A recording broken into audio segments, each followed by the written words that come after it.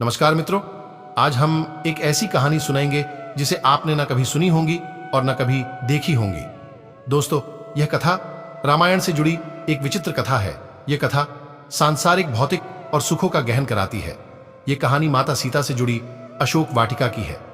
जब रावण माता सीता का हरण करके जब लंका ले गया था, तब माता सीता उस समय बहुत भूखी थी और अपने पति श्री राम के वियोग में अन्न दाने सब खाने छोड़ दिए थे।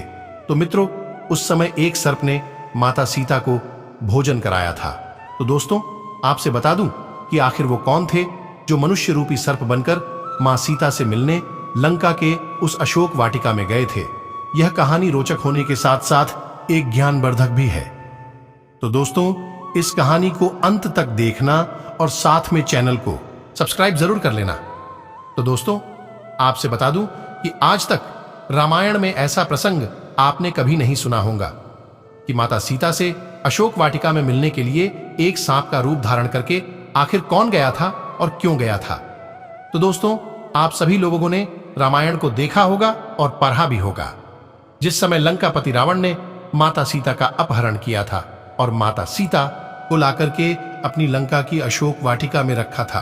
तो दोस्तों, जब माता सीता अशोक वाटिका में जब पहुंच गई तो माता सीता अन्न और जल का त्याग कर दिया।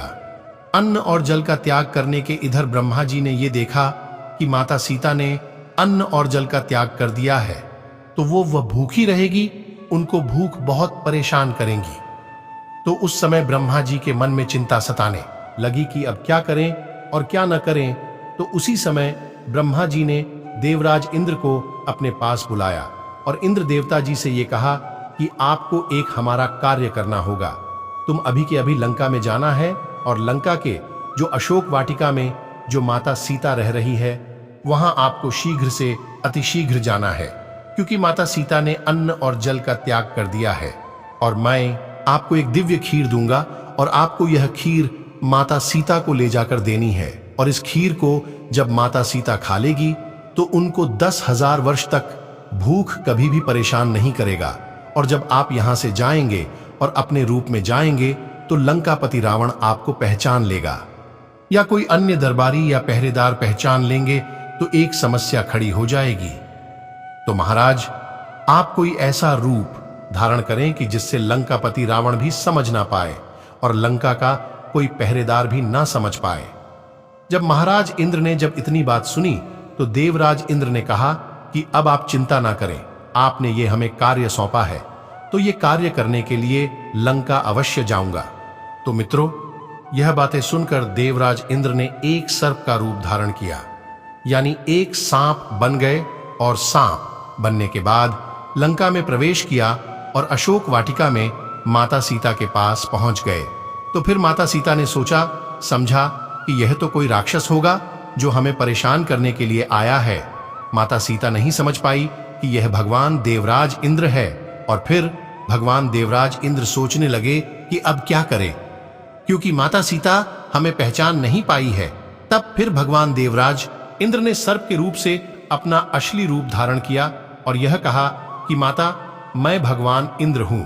फिर इंद्र की बात सुनकर माता सीता ने अपने तपोबल से यह देखा कि वास्तव में यह भगवान देवराज इंद्र है। तो फिर माता सीता ने कहा कि हे देवराज इंद्र, आपका यहां किस कारण से आना हुआ है।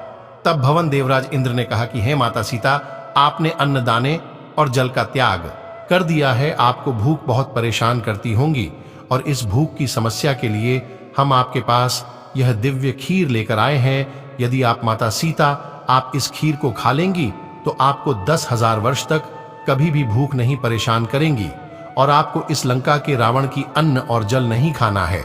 तो मित्रों, इसका प्रमाण ये मिलता है कि माता सीता ने बहुत मना किया कि मुझे ये दिव्य खीर नहीं कहानी है, लेकिन भगवान देवराज इंद्र के ज्यादा प्रार्थना करने पर उसी खीर को ग्रहण किया था।